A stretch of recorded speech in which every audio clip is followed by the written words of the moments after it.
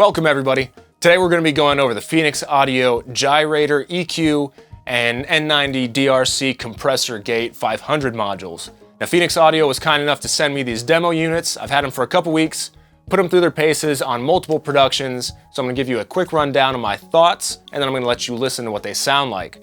First off, I came up running sound in the studio and live on analog gear, so I have a bit of an affinity towards knobs and faders and really anything tactile.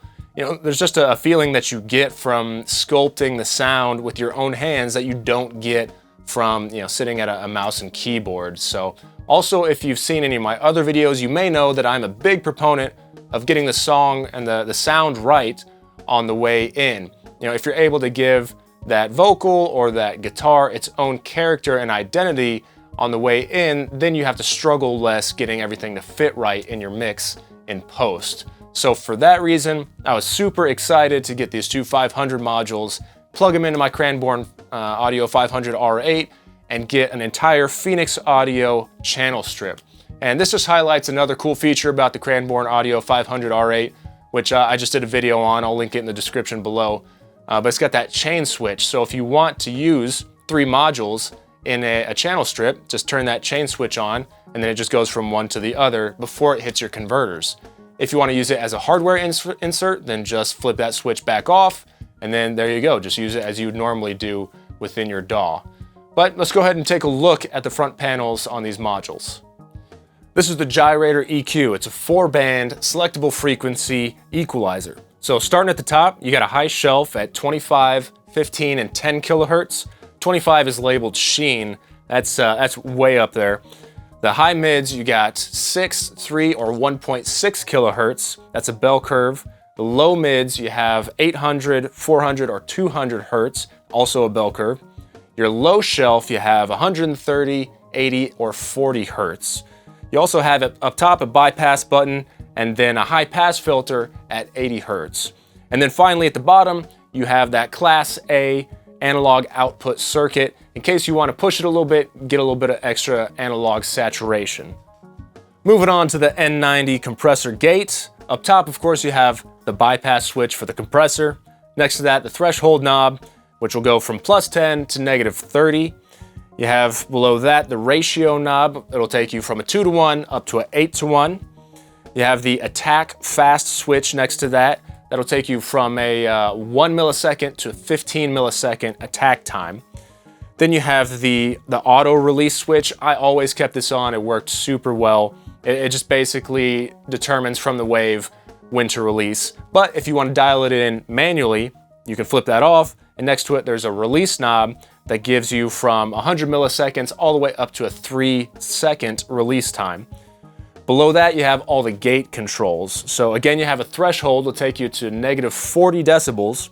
You have a link switch in case you want to link multiple together. You can actually link up to 8 of these together. So if you want to compress or gate like your entire drum set, you can link 8 of these together.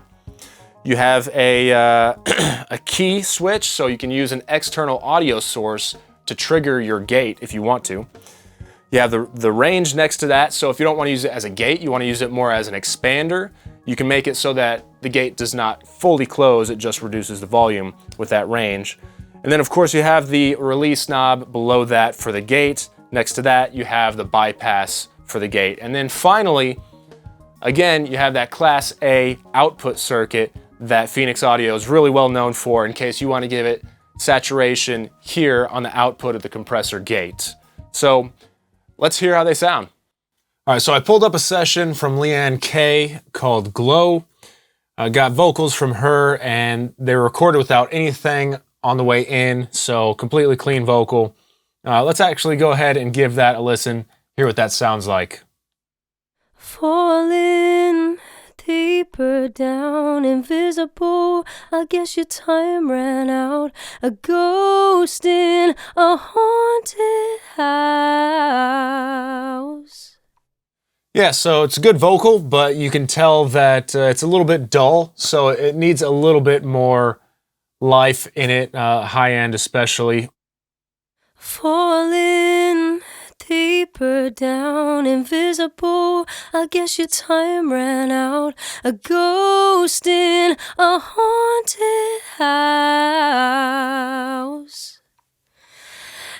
Damaged goods is all you think you hold. You're clinging on, but everyone's let go. You're high, then you're so low. Yeah, so I think that sounds better, but ended up doing that high shelf boost at 10K. Actually, let me see. No, 15K, actually. Almost dropped my light there.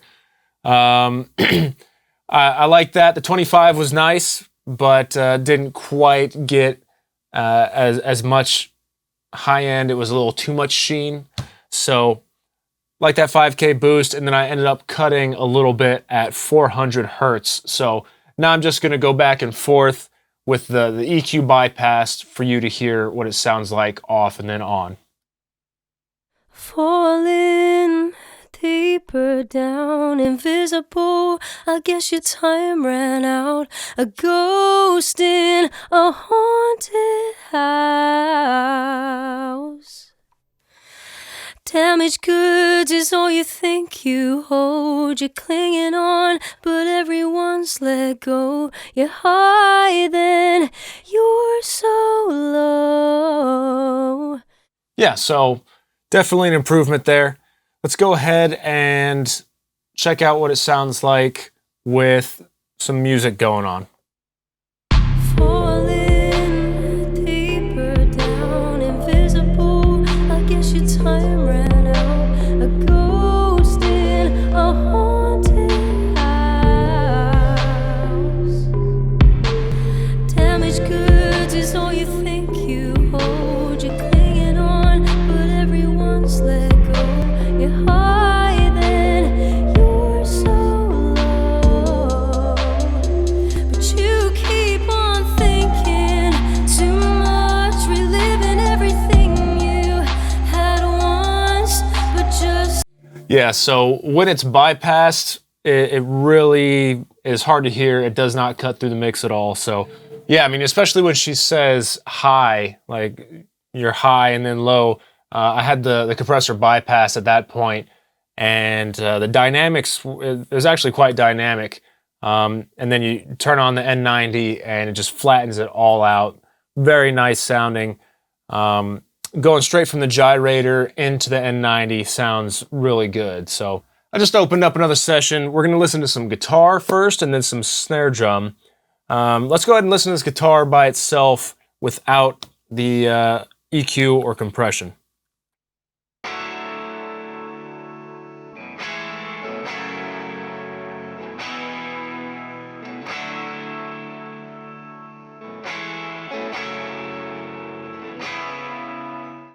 All right, so not a bad guitar. Sounds kind of nice, but not a ton of life to it. So I already have it routed through the hardware insert. So I'm going to engage the gyrator and see what we can do with it.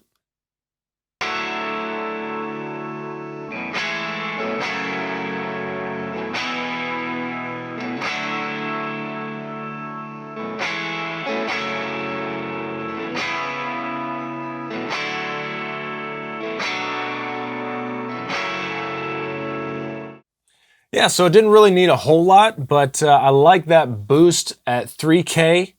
It gives it a little bit more aggression, I feel like, and then just took out a little bit at 400. Let's A-B it in the mix.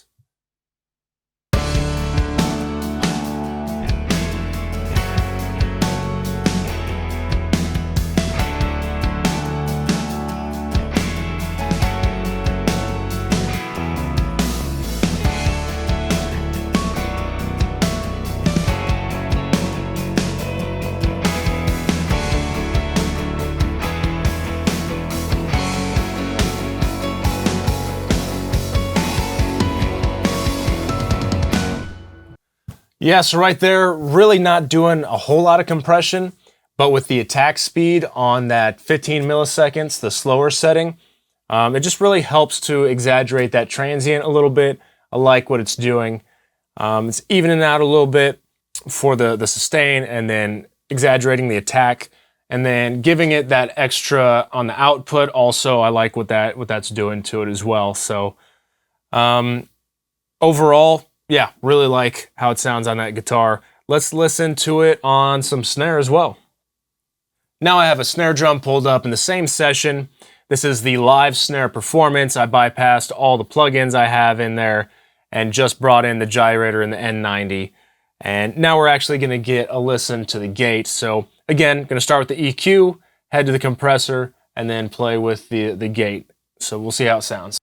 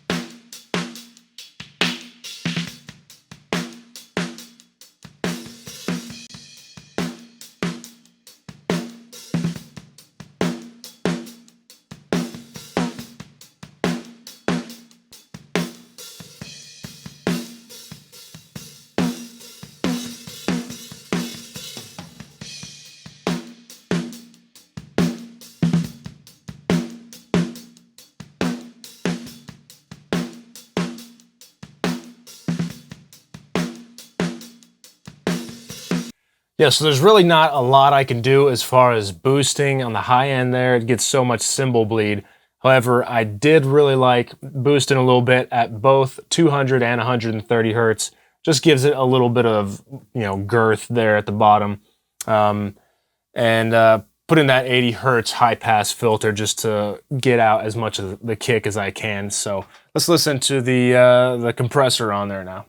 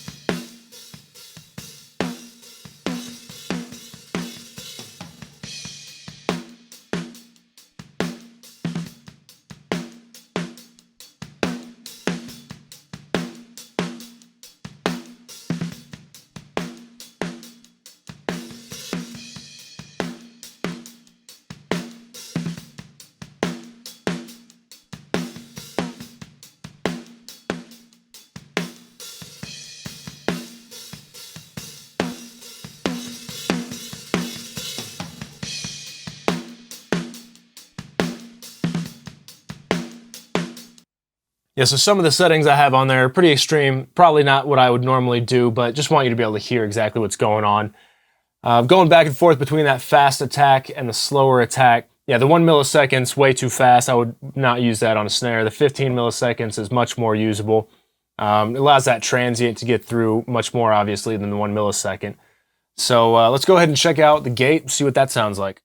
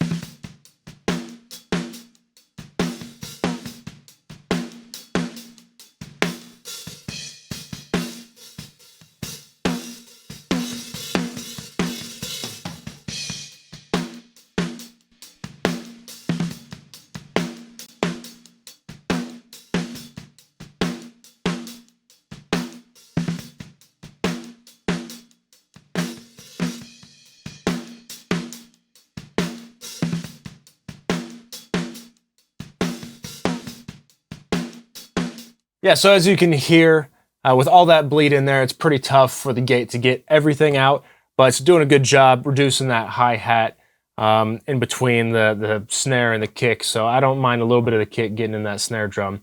But like I said, I like the range knob in there because you can make it so the gate doesn't completely close, which can sound a little bit strange. You can make it so it's just acting as an expander and dropping the level when that threshold is not met by the snare hit or the kick. So it's actually doing a pretty good job getting those hi-hats out of there. So let's unsolo it, hear it in the mix, and hear what it sounds like with the gyrator and the N90 compressor and gate in there.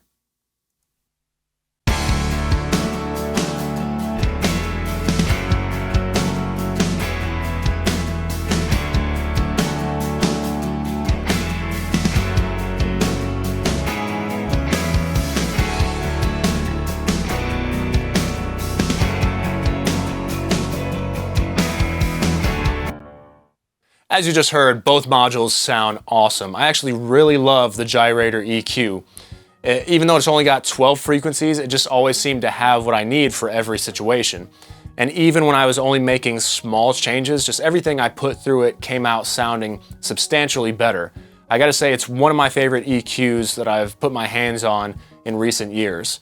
The N90 compressor, Phoenix Audio said that when they made it, they wanted to make something subtle and transparent, and I gotta say they absolutely nailed it on this one. You can crank up that ratio and really not hear it clamping down super hard like you would with other compressors. I really love it on vocals, also sounded great on guitars. And since it is so subtle, if you're just looking for dynamic control, it sounds really good on the way in. Now, if you want something that's not subtle, that's super exaggerated, then it's probably not going to be the compressor for you.